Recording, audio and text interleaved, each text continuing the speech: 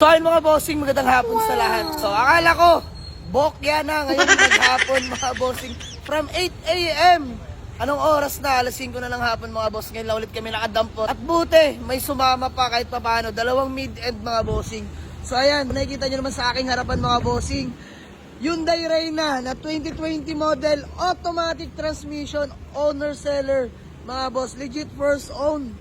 Diyos mio Marimar, sobrang fresh. 60k mileage mga bossing. So you can see, nakamags na nga rin pala yan mga boss.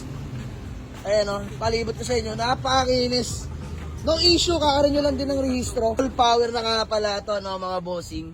Ayan, leather seat interior, napaka-fresh na ito. Diyos mio Marimar.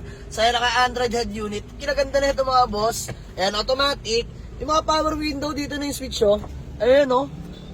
Bang, pogi mga bossing. All window properly working. Lahat yan working mga boss. No? So buksan lang natin, baka mag-auto lock. Aircon mga boss, wala akong masabi. Sobrang lamig. So ito mileage mga bossing. Ayan yung mileage. Ayan, 65k orig mileage. Grabe to.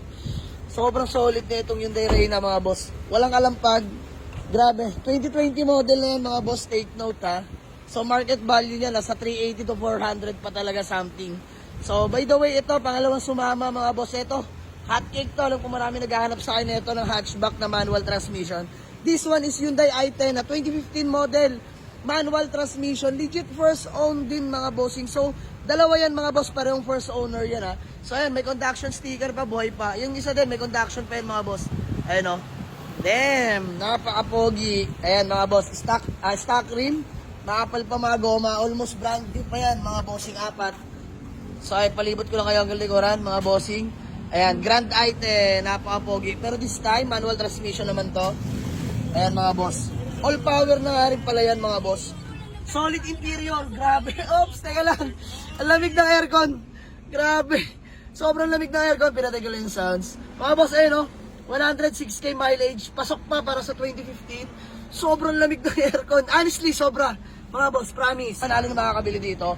All window properly working and Hyundai i10, Hyundai Grand i10 hatchback mga bossing. 2015 model to ha. Ayan, dalawang mid-end ang sumama mga bossing. So ito yung convoy natin ng ating Mitsubishi Adventure na 2006 manual diesel engine. Nagpaikot-ikot na sa Manila, sa Mandaluyong, sa Taguig.